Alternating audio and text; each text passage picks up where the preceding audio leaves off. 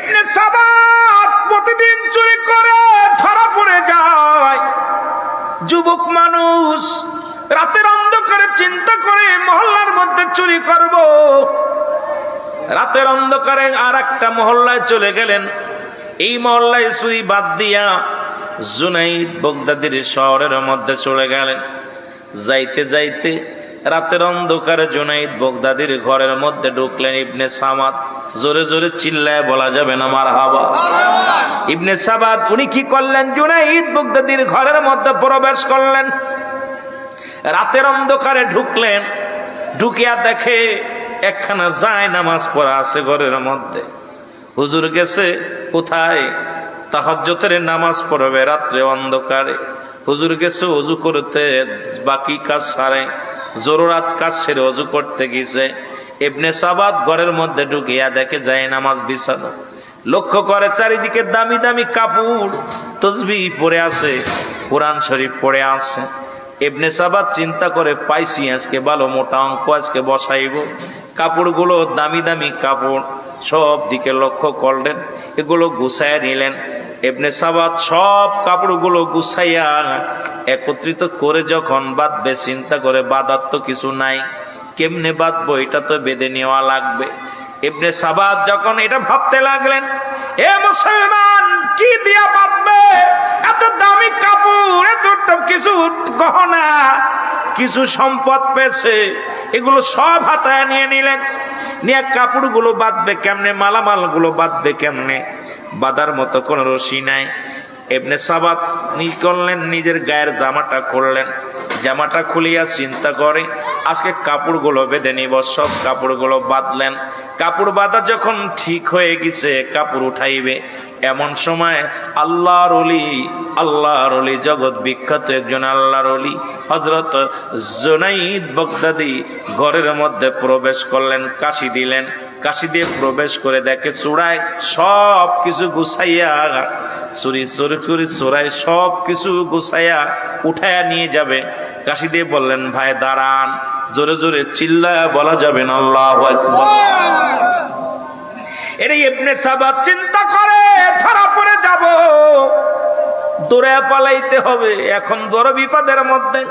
দেখলাম ঘরের মধ্যে কেউ নাই, ঘরের মধ্যে কোনো মানুষের সমাগম নাই, ঘরের মধ্যে কোনো মানুষ নাই, শুধু মালামাল কিছু পাইলাম, দামি দামি পোশাক পাইলাম, পাঞ্জাবি পাইলাম, পাগড়ি পাইলাম, টুপি পাইলাম, সবই পাইলাম। কিন্তু কোথা থেকে লোকটা আসলো? ঘরের দরজাও তো খোলা পাইলাম, ভিতরে কোনো মানুষ দেখতে পাইলাম না। ইবনে সাবাদ যখন দৌড় মারবে, দূর থেকে ডাক দে বলে, বাবা দৌড় দিও না, আমি তোমার দলের লোক, দৌড় দিও না, দাঁড়াও। উনি দাঁড়ায় গেছে, চিন্তা করে, তোমার নাম কি? আমার নাম শুনে কাম কি, বাড়ি কই? কয় আমার বাড়ি শুনে কি হবে? কই বাবা আমিও তোমার দলের লোক, তুমি আগে ঢুকছো, আমি পরে ঢুকছি, তুমি মালামাল গুলো গুছায় নিছো। বাবা তুমি তো বাবা মালামাল গুলো, কাপড় চোপড়ে সব গুছায় নিছো, আমার একটু দেরি হয়েছে। আমিও আজকে কল্পনা করেছিলাম এই বাড়ি চুরি করব, কিন্তু দুজনই তো একই দলের মানুষ, ভয়ের কোনো কারণ নাই, দাঁড়াও, তুমি একটু ধৈর্য ধরো। তুমি তো দেখছি ক্লান্ত, তুমি ক্ষুধার্ত অবস্থায় আছো, দেখি মালিকের বাড়ি কোনো খাবার আছে কিনা। আসসালামু আলাইকুম ওয়া রাহমাতুল্লাহি ওয়া বারাকাতুহু। আপনারা কষ্ট পাচ্ছেন? আমি প্রতিটা কথা বলতেছি, আমার কষ্ট হচ্ছে। আপনারা ভালোবাসা দিলে হয়তো কিছু সময় কথা বলতে পারবো, ভালোবাসা না দিলে বলা সম্ভব নয়। কত মানুষ গতকাল শুনেছেন, পরশুদিন বরগুনার জমিনে বিবাহের যাত্রী সেজে যখন যাইতেছিল, আল্লাহ তাআলা জনমের খানা খাওয়াইছে ব্রিজ ভেঙ্গে। জোরে বলেন ঠিক কিনা? আমার আল্লাহ, তারাও জানতো না তখনও যে আমাদের বরযাত্রী খাওয়া হবে না, অথচ সেখানে 11 মাসের একটা শিশু আল্লাহ বাঁচায় রাখছে। আলহামদুলিল্লাহ বলেন না? কত মাসের? 11 মাসের একটা বাচ্চা বেঁচে আছে, তার মা দুনিয়া থেকে বিদায় হয়ে গেছে। একই ফ্যামিলির 3 জন মারা গিয়েছে। দেখলাম কান্নার রাহাজারি। ওই বরগুনার জমিনে, আমতলির জমিনটা বাড়ি হয়ে আছে। এরপরেই চারিদিকে যে বিপদ, রাসেল বাইপাস যে একটা সাপ বাংলাদেশের মধ্যে আক্রমণ করেছেন, যেটা বিলুপ্ত হয়ে গেছিল সেটা আবার বাংলার জমিনে দেখা দিছে। কারণ বাংলার জমিনে এত পরিমাণ পাপ শুরু হয়েছে, বাংলার বিচার শুরু হয়েছে।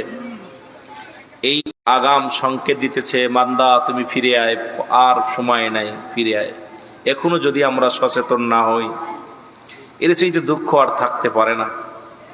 চারিদিকে তাকাইবেন শুধু বিপদ, জলে নামবেন বিপদ, জলে কুমির উপরে বাঘ, জলে কুমির উপরে বাঘ, পানিতেও বিপদ, উপরেও বিপদ, আসমানে বিপদ, জমিনে বিপদ, চারিদিকে যেদিকে তাকাইবেন সেদিকেই বিপদ। এই বিপদ সংকট মুহূর্তে আপন আপন পীরের কদম মোবারক জড়ায় ধরবেন, আপন আপন পীরের কদম শক্ত করে জড়ায় ধরবেন।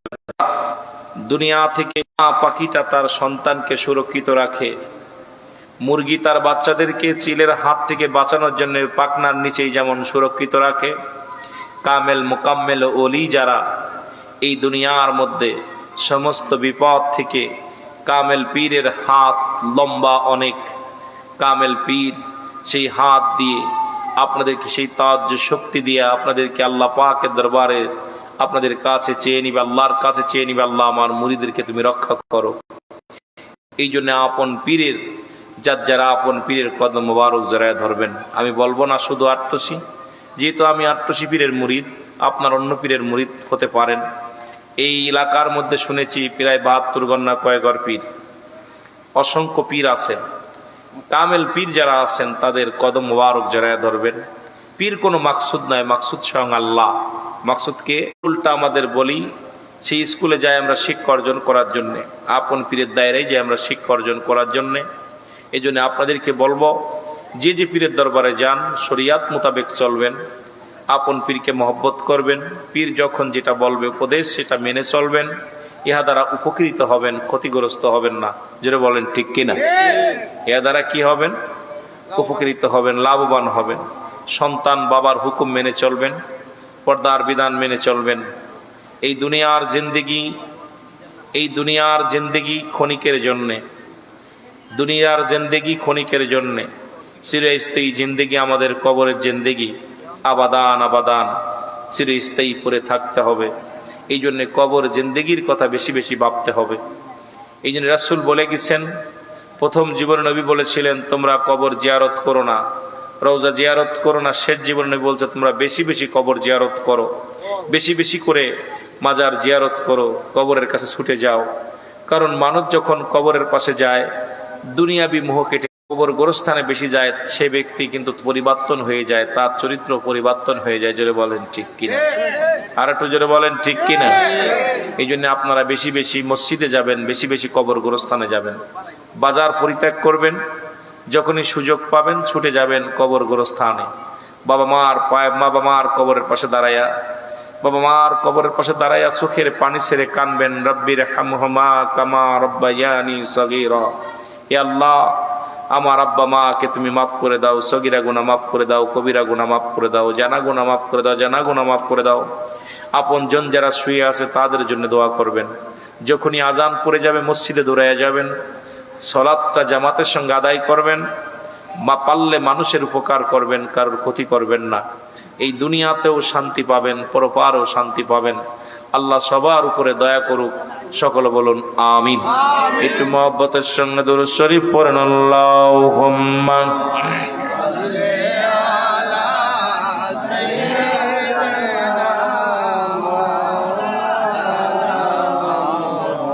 ওয়ালা আলি সাইয়্যিদিনা।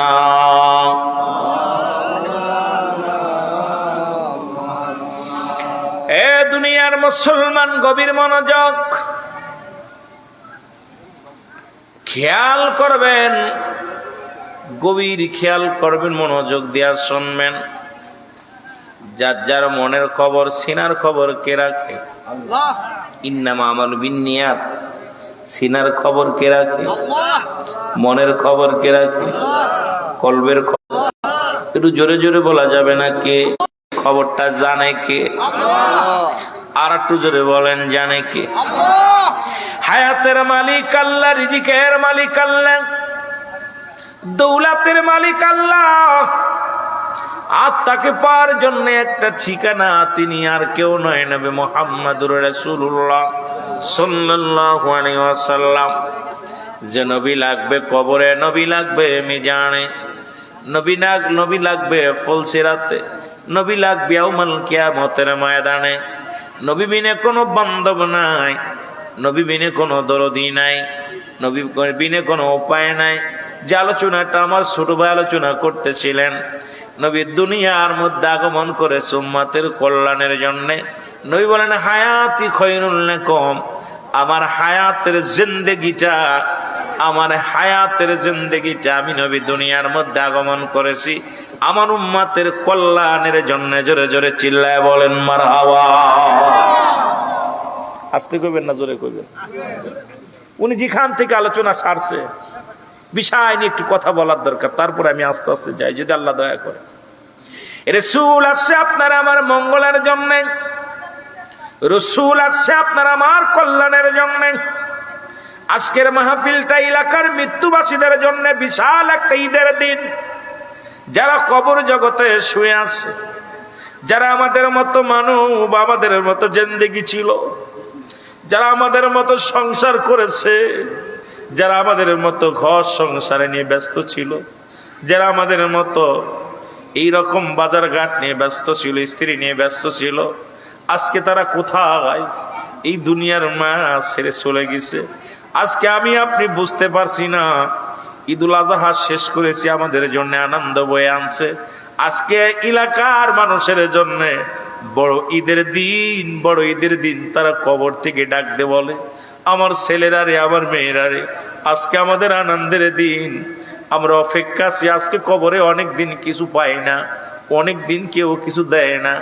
আদরের ছেলে তুমি ভুলে গেছো, আদরের মেয়ে ভুলে গেছো, আদরের সন্তানেরা ভুলে গেছো।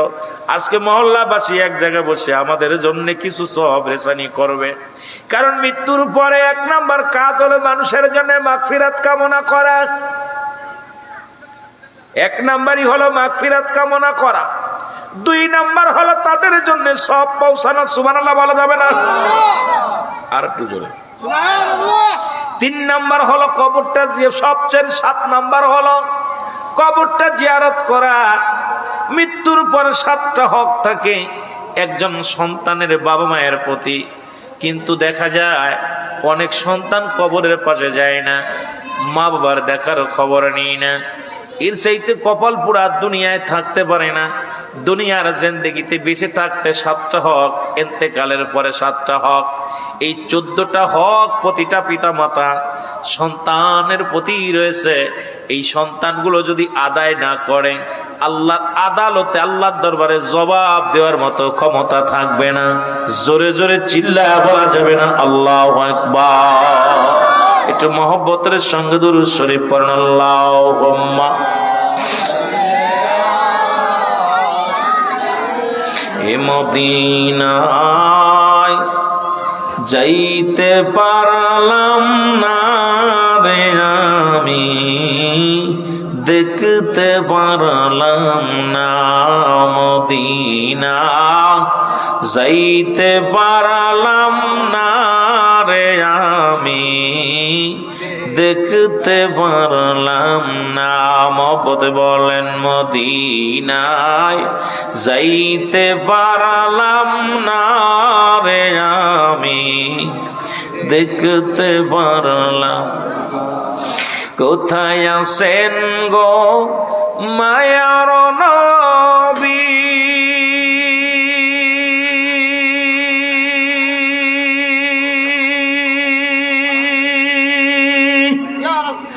আমি আশিক আশায় আছি। কোথায় আছেন গো মায়ার নবী, আমি আশিক আশায় আছি। দেন দেখা দেন দয়াল নবী, দূরে রাইখো না গো নবী, দিদার পাইলাম না মদিনা, যাইতে পারলাম না মদিনা, দেখতে পারলাম না মদিনা, যাইতে পারলাম না মদিনা। এ দুনিয়ার মুসলমান,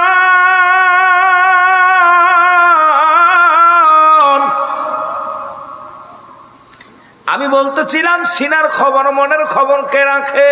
আল্লাহ।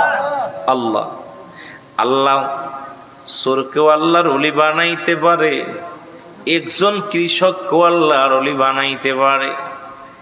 এ মুসলমান, আপনার এলাকায় আল্লাহর ওলি অনেক, পীর সাহেব অনেক, অনেকের মনে ধারণা। এই কথা বলে আমি আপনাদেরকে শুরু করি। আমার আল্লাহ বলেন সূরা ইউনূসের মধ্যে 11 নম্বর পারা 62 নম্বর আয়াত, আল্লাহ নিজে বলে আলা সাবধান, ইন্না নিশ্চয় ইন্নাউদাল্লাহি, আল্লাহর তরফ থেকে যারা ওলি হয়, লা নাই খৌফুন শব্দের অর্থ হয়, ওলা যদি অবস্থান করে, হুম ওদের উপরে জানুন, তাদের কোনো চিন্তা নাই ভাবনা নাই। ওলি বানায় আমার আল্লাহ। ও মুসলমান শুনে নাও, পৃথিবীর কোন মানুষ আল্লাহর ওলি বানানোর ক্ষমতা রাখে না। পৃথিবীর কোন মানুষ এইটা বানানোর দায়িত্ব তাদের বানায় স্বয়ং আমার বানায় আমার আল্লাহ। রাসূল বলে মেরকাত সরে মেরকাতের 10ম খণ্ড 722 নম্বর পৃষ্ঠা, তাফসীরুল বায়ান 5ম খণ্ড 524 নম্বর পৃষ্ঠা, রাসূল বলে আলা সাবধান, ইন্না নিশ্চয়, আলা ইন্নাউদাল্লাহি, আল্লাহর তরফ থেকে যারা ওলি হয়, লা ইয়ামুত, তাদের মৃত্যু নাই। অসংখ্য আল্লাহর ওলি বাংলার জমিনে। এই কথাগুলো বলে আমি মেন আলোচনায় চলে যাব। আজকে আল্লাহ কাকে খান থেকে মাফ করে দিবে কেউ বলতে পারি না, কাকে খান থেকে জান্নাতি করবে কেউ বলতে পারি না, আবার কে জাহান্নামে যাবে কেউ বলতে পারি না। এখানে কে কোন নিয়তে এসেছে, আল্লাহ সবাইরে যেন মাসুমের মাসুম বানায় দেয়, সবার জিন্দেগির গুনাহগুলো আল্লাহ যেন মাফ করে দেয়, আল্লাহ যেন সবার বাজনা হায়াতের মধ্যে বরকত দান করে, আল্লাহ যেন সংসারের মধ্যে বরকত দান করে, আল্লাহ যেন সমাজের মধ্যে রহমত দান করে, আল্লাহ যেন গোটা গোষ্ঠী সমাজের মধ্যে যেন রহমতে ভরপুর করে দেয়। আজকে এই মাহফিলের ওসিলায় আল্লাহ যেন গোটা এলাকা গোটা বিশ্ববাসীর গুনাহগুলো মাফ করে দেয়। জোরে জোরে চিল্লায় বলা যাবে না আল্লাহু আকবার। মহব্বতের সঙ্গে দুরূদ শরীফ পড়েন আল্লাহুম্মা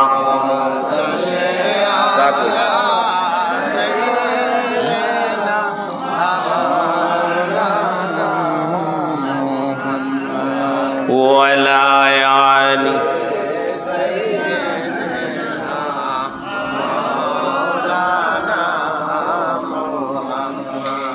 এ মুসলমান, গভীর মনোযোগ, গভীর মনোযোগ। কিছু কথা আমি বলে যে আল্লাহ কখন কারে কবুল করে ফেলে, কখন কার দোয়া কবুল করে, কখন কার কথা। মুসলমান জুনায়েদ বাগদাদি, বাগদাদ নগরে বিখ্যাত একজন আল্লাহর ওলি, নাম হলো হযরত জুনায়েদ বাগদাদি রহমাতুল্লাহ আলাইহি। জোরে জোরে চিল্লায় বলা যাবে না মারহাবা। ইনি জগৎ বিখ্যাত একজন আল্লাহর ওলি। নাম কি?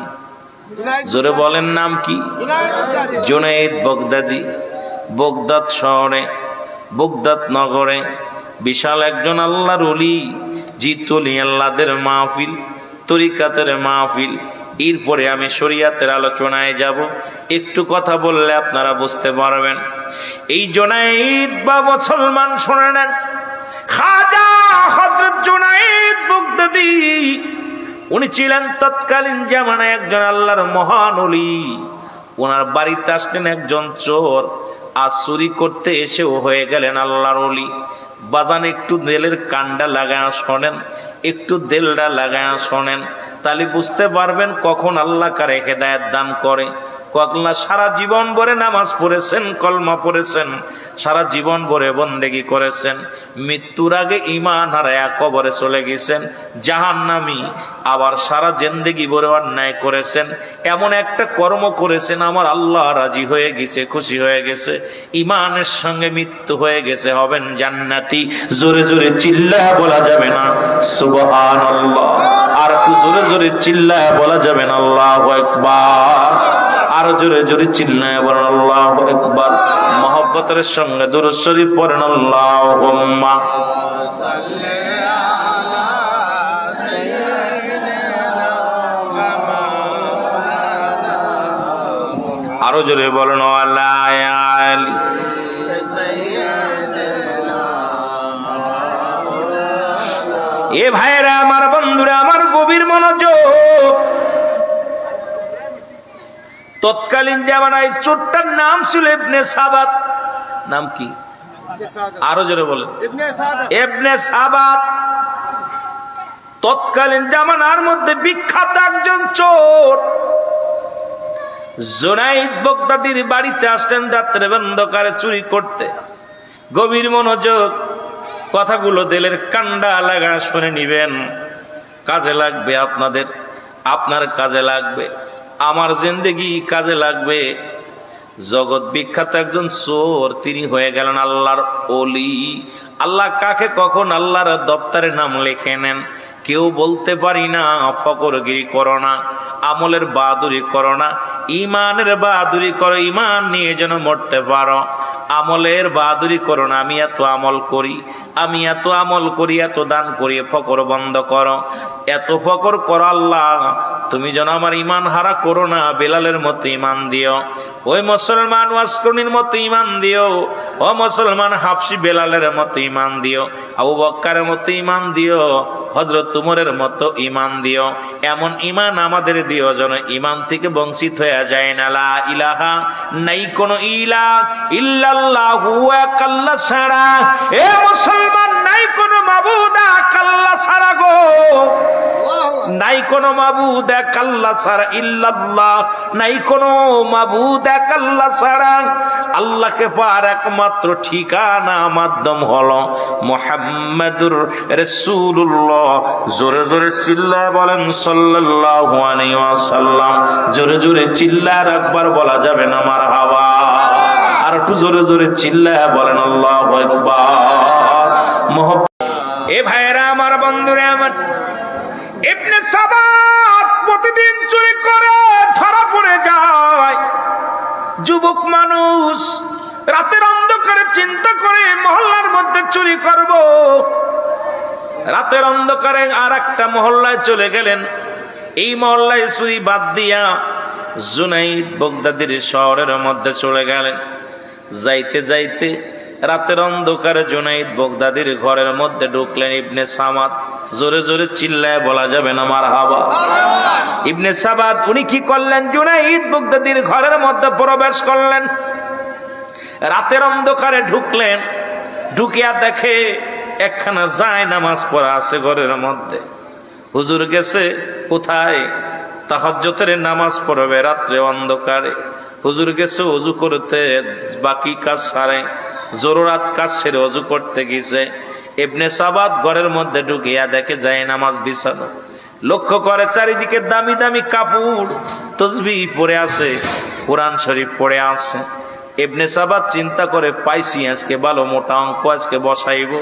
কাপড়গুলো দামি দামি কাপড়, সব দিকে লক্ষ্য করলেন, এগুলো গুছাইয়া নিলেন। ইবনে সাবাত সব কাপড়গুলো গুছাইয়া একত্রিত করে যখন বাঁধবে, চিন্তা করে বাঁধার তো কিছু নাই, কেমনে বাঁধবো, এটা তো বেঁধে নেওয়া লাগবে। ইবনে সাবাত যখন এটা ভাবতে লাগলেন, এ মুসলমান কি দিয়া বাঁধবে?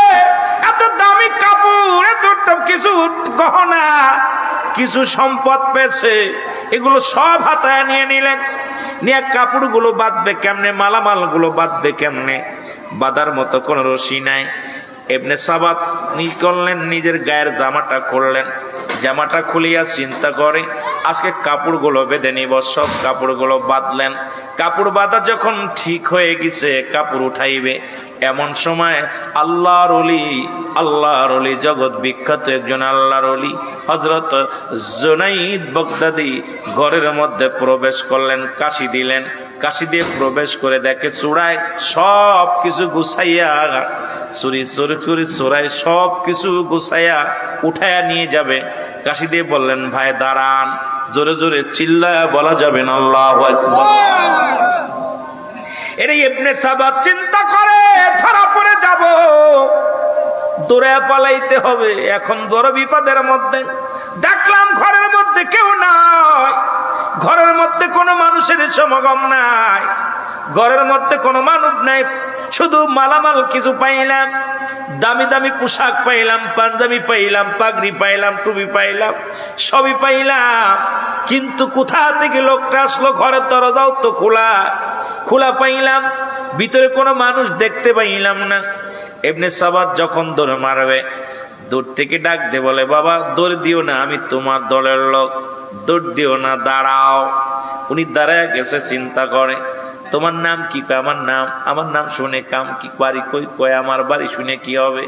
কই বাবা আমিও তোমার দলের লোক, তুমি আগে ঢুকছো, আমি পরে ঢুকছি, তুমি মালামাল গুলো গুছায় নিছো।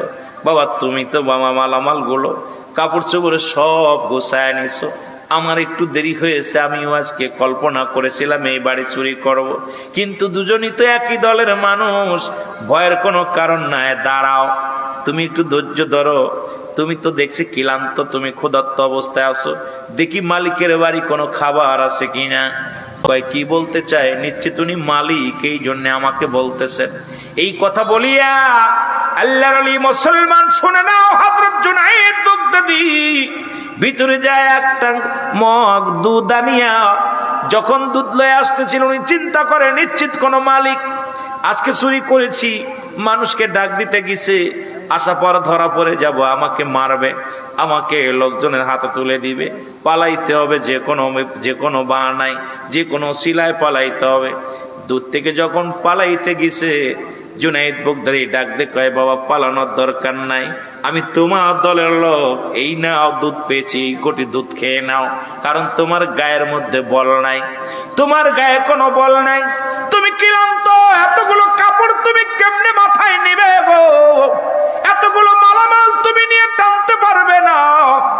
কয় তুমি যাই বলো, যতই দুধ খাও, আজকের মালের ভাগ আমি কাউকে দিব না, অনেক দিন বেশি চুরি করতে পারি না, আজকে সুযোগ বুঝে পেয়েছি, তোমাকে তুমি পাশে এসেছো, ভাগ দিব না।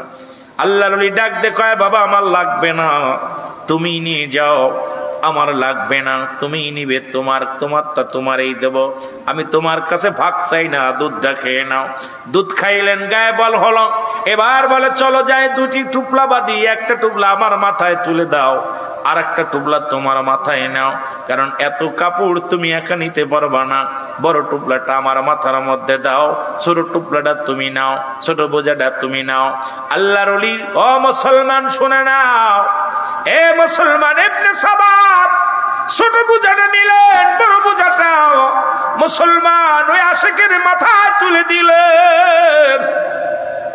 তুলে দিয়া পর দুজনেই ঘর থেকে বাইর হয়ে গেলেন। আগে আগে যায় ইবনে সাবাত, পিছে পিছে যায় আল্লাহর ওলি। তখনও চিনতে পারে না মুসলমান। জুনায়েদ বাগদাদী পিছে পিছে যায়, ইবনে সাবাত গালাগালি করে, রাগ করে, ধাক্কা মারে, ঘুষি মারে, চর মারে, দরিদ্র ধরা পড়ে যাব, রাত যখন শেষ হয়ে যাবে লোকজন ধরে ফেলবে, মেরে ফেলবে। এমনকি লাথি পায়া দিয়ে লাথি মারলেন আল্লাহর ওলি গায়ের মধ্যে, এমন লাথি মারলেন ছুটে পড়ে গেলেন, গোড়ায়া গোড়ায়া রক্ত গা দিয়া ঝরে। গায়ের মধ্যে লাথি মারে, চর মারে, চাটি মারে, আল্লাহর ওলি কান্দে আর ডাকতে বলে, এ ভাই আমাকে তুমি মারছো, মনে দুঃখ নাই, আসলে আমার গায়ের মধ্যে কোনো বল নাই, আমার গায়ে কোনো শক্তি নাই, আমি আস্তে আস্তে নিয়ে যাব, তোমার কোনো ভয় নাই, এলাকার মানুষ দেখবে না, মানুষগুলো তোমারে কিছু বলবে না, চলো আমি আস্তে আস্তে তোমার মালামালটা নিয়ে যাই। নিয়ে যাওয়ার পর যখন দূরে যাইতে যাইতে একটা জায়গা যাওয়ার পর উনি বললেন, মালগুলো রাখো। মালগুলো রাখলেন, রেখা দিয়া বললেন, হুজুর মালগুলো রেখে দিলেন। আল্লাহর ওলি জুনায়েদ বাগদাদী মালগুলো রাখলেন। ইবনে সাবাত বলতেছে, তুমি মালগুলো টেনে এনে দিলে, তোমার শুকরিয়া আদায় করি, কত রাগ করলাম, কত তোমাকে মারলাম, কত গালি দিলাম, তুমি প্রতিবাদ করো নাই, তোমারে আমি বললাম আবার আগামীকাল যখন চুরি করতে যাই তোমাকে সঙ্গে নিয়ে যাব, তোমাকে একটু বেশি মাল দিব, আজকে আমি কিছু তোমাকে দিব না, আমার প্রয়োজন। আল্লাহর ওলি জুনায়েদ বাগদাদী কয়, বাবা আমার কিছু লাগবে না, আপনি লয়ে যান, আমি রওনা হয়ে যায়। আর আপনাকে একটা অনুরোধ করি, শুই না লান বাবা, যে বাড়িতে ডাকাতি করতে গিয়েছেন ওই বাড়িতে আবার যাবেন, আরো বেশি মালামাল পাবেন। জোরে জোরে চিল্লায় বলা যাবে না আল্লাহু আকবার? জোরে জোরে মহব্বতের সঙ্গে চিল্লায় বলেন আল্লাহু আকবার। কামেল মুকাম্মেল অলি দুনয়নে দেখতে পাও, যদি কামেল মুকাম্মেল অলি দুনয়নে দেখতে পাও, ওই কদমে জীবন জৈবন ও গো বন্ধু ঠেলে দাও, আর ওই কদমে তোমার জীবন টুকু ঠেলে দাও। কামেল মোকামেল অলি আমার বাজান মৌলানা, বল কামেল মোকামেল অলি আমার বাজান মৌলানা, আর দুনয়নে দেখলে তারে দূর হইত যন্ত্রণা, বল দুনয়নে দেখলে তারে দূর হইত যন্ত্রণা। আল্লাহুম্মা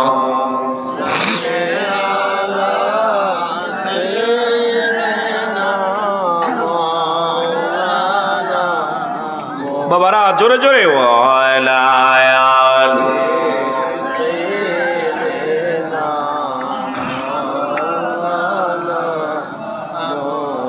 আল্লাহর আলী বলে গেলেন, ডাকতে বলে ভাই তোমাকে আমি আঘাত করেছি, ঘুষি মেরেছি, তোমার গায়ের মধ্যে লাথি মেরেছি, তোমাকে কত গালমন্দ করেছি, একটা প্রতিবাদ করো নাই। তোমার মতো এত ভালো চোর আমার নজরে কোনোদিন পড়ে নাই।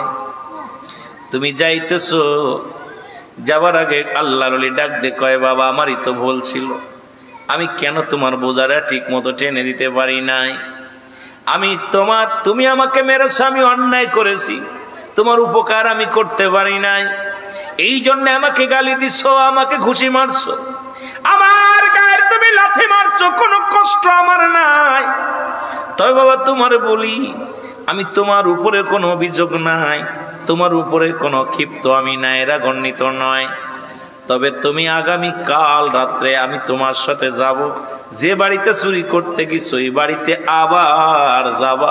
এই বলিয়া বিদায় নিয়ে গেলেন। আর বললেন, আমি যদি ভুল ত্রুটি করে থাকি, ও ভাই মুসলমান শুনে নাও, ইবনে সাবাত আমারে তুমি ক্ষমা করে দিও, মাফ করে দিও যদি ভুল হয়ে যায়। আমি তোমার উপকার ঠিক মতো করতে পারি নাই, আমি ঠিক মতো আমি তোমার মাল বহন করতে পারি নাই, এর জন্য আমি দুঃখিত, ক্ষমা চাই। এই কথা বলে উনি বিদায় হয়ে গেলেন। সঙ্গে সঙ্গে ইবনে সাবাদের অন্তরের ভিতরে ধাক্কা দিল, আরে এই মানুষটারে আমি মারলাম, এই মানুষটাকে গালি দিলাম, এই মানুষটাকে আমি ঘুষি মারলাম, এই মানুষটাকে কত না মন্দ কথা শুনাইলাম, একটা প্রতিবাদ করলো না। এই লোকটা আসলে কি চোর নাকি ওই বাড়ির মালিক? আবার আগামী দিন যাইতে বলে বাবা ওই বাড়িতে যাবা, আমার নাম হলো, আমার নামটা বাবা শুনে নাও, আমি তোমার দল লোক, আমার নাম হলো জুনায়েদ বগদাদি। জোরে জোরে চিল্লা বলা যাবে না মারহাবা, আর একটু জোরে জোরে চিল্লা বলা যাবে না আল্লাহু আকবার। এ দুনিয়ার মুসলমান, মালামাল গুলো সামনে নিয়ে ইবনে সাবাত চিন্তা করে, হারে মন, কত মানুষ দেখলাম, এমন মানুষের মতো মানুষ আমার নজরে পড়ে নাই। যে মানুষটা এত কষ্ট করে আমার বোঝা বহন করলো সে ভাগ চাইল না, যে মানুষটাকে আমি মাল বহন করার জন্য আঘাত করলাম প্রতিবাদ করলো না, যে মানুষটাকে আমি এত কথা শোনাইলাম একটা কথার প্রতিবাদ করলো না। আর এই মানুষটা তো কোনো সাধারণ মানুষ মনে হয় হতে পারে না, আমি খবরে নিব। এই কথা বলার পর শান্তি পেলেন না, মালামাল পড়ে থাকলেন, পাগলের মতো ছোটাছুটি করা শুরু করলেন। ইবনে সাবাত কি করলেন? কাহারে মন যাব, ওই বাড়িতে যাব। খুঁজতে খুঁজতে চলে গেলেন। পরের দিন যা খবর নিলেন, এ মুসলমান শুনে নাও, উনি রওনা হয়ে গেলেন। যা পর উনি জিগাইতেছেন, সো ভাই পাশে যা বলতেছে, ভাই এই গ্রামের মধ্যে মুসলমান শুনে নাও, জুনাইদ বগদাদি নামে কোনো ব্যক্তি আসেনি, জুনাইদ নামে কোনো মানুষ আসেনি। সবাই কয় কত বড় পাগল রে, কার নাম ধরো, তুমি কি চেনো তারে? তুমি আমার হুজুরের নাম ধরো, জগৎ বিখ্যাত একজন আল্লাহর ওলি, ওরে তো সবাই চেনে, সবাই চোরে চেনে।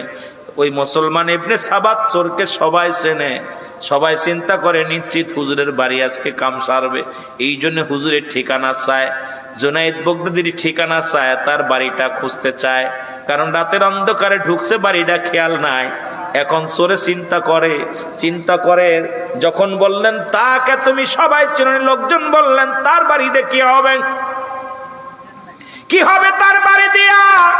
বলে লোকেরা শোনো, আমি ভালো মতো তোমাদের কাছে জানতে চেয়েছি, জুনাইদ নামের ওই লোকটার বাড়ি জানোনি?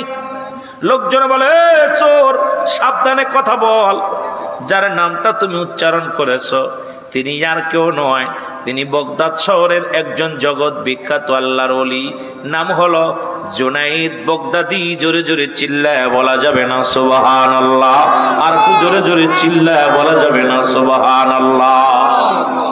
তুমি কি চেনো তারে, যার শত শত লক্ষ লক্ষ মুরিদ?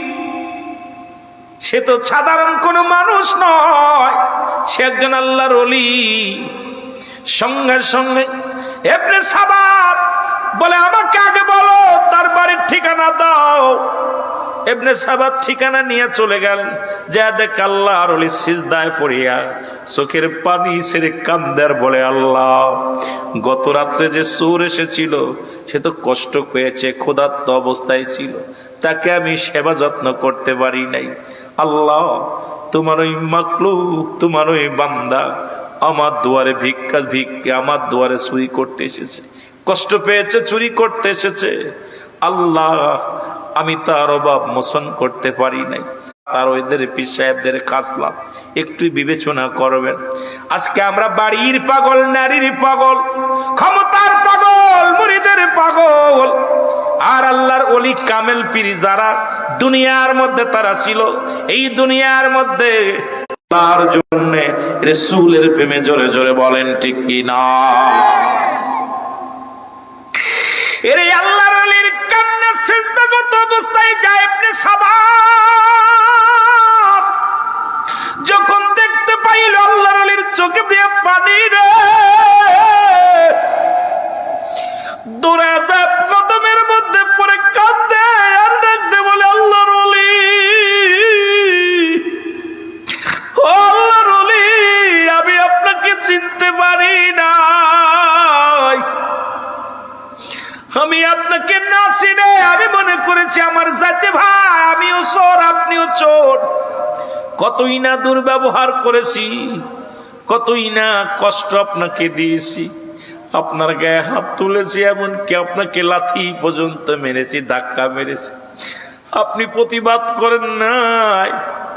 আল্লাহর ওলি জুনাইদ বগদাদি কয়, সাবাত আমি যদি তোমার খবর নিতে পারতাম তুমি অন্যায়টা করতে না, আমি যদি তোমার ক্ষুধার্ত মিটাইতে পারতাম তুমি মানুষের বাড়ি চুরি করতে না। তুমি চিনতে পারো নাই বাবা, আমি কোনো কষ্ট পাই নাই, তুমি আমাকে আঘাত করেছো, আমি তোমার কাজ করতে পারি নাই। আমি ক্ষুধার্ত অবস্থায়, আমি মাস যাই, সপ্তাহ চলে যায়, খাবার জোটে না, সপ্তাহ চলে যাক খুরমা খেয়ে জীবন যাপন করি, রাতের বেলা দিনের বেলা রোজা রাখি, রাত্রে বেলায় একটা খুরমা খেয়ে ইফতার করি। এই হলো আমার জিন্দেগি। আর আমার দেশের পীর সাহেবদের খাওয়ান দেখলে মাথা খারাপ হয়ে যায়। প্লেটে খাবার থাকে, নামাজ বাদান এমন বড় ভুঁড়ি হয়, আমার মনে কিছু করবেন না। এমনও পীর সাহেব আছে যাদের দেহখানা দেখলে সকালবেলা 2 কেজি গোশ, দুপুরবেলা 2 কেজি গোশ, বোনা গোশ বাদান তাদের এত বড় কার ফল ফলাদি লাগে। আল্লাহর মাহবুব বান্দা যারা, তারা দুনিয়ার ফল ফলাদির মুখাপেক্ষী নয়, আল্লাহর ইবাদত বন্দেগী করে জিন্দেগি পার করে। জোরে জোরে বলেন ঠিক কিনা? কামেল পীর হইলে কেমনে বুড়ি হয়? কামেল পীর হইলে তার তো বুড়ি হওয়ার কথা না। আমার পীর কেবলা জানকে যারা দেখেছেন আট্টসি আমার হুজুর পাক, যে খাবারের অভাব ছিল না। যদি মনে করতো প্রতিদিন একটা করে গরু বনবে, পারতো কি পারতো না? কথা বলেন, পারতো কি পারতো না? কিন্তু তিনি খাবার নিয়ে সামনে বসলেই বলতো, আল্লাহ আমার মুরিদের পেটে খাবার নাই, মুরিদের পণ্যে কাপড় নাই। হয়তো মনে করতে হবে আমি আট্টসির বক্তা, এই জন্য আট্টসির পক্ষে না। বাবা, আপনারা যারা গিয়েছেন, 2-4 জন যারা গিয়েছেন, আমার হুজুর বলতেন, আল্লাহ আমার মুরিদের পেটে খাবার নাই, পণ্যে কাপড় নাই, আমি খেয়ে গেলে আল্লাহ তোমার কাছে আমি কি জবাব দিব? আমার মুরিদ যখন বলবে যে আমার পীর সাহেব খাইছে, আমি খাইতে পারি না। আমার পীর কেবলা জান সোনার দেহখানা কঙ্কাল বানায় ফেলেছিল। আর আমাদের দেশের পীরদের বাড়ি গাড়ি আর সহিংসা হয়ে আসলেন, তারপরেও সে জীবন ভরে ক্ষুধার্ত অবস্থায় থাকলেন, রোজা রাখতেন, সারাটা বছরই রোজা রাখতেন, বেশিরভাগই না খায়া জীবন পার করেছেন।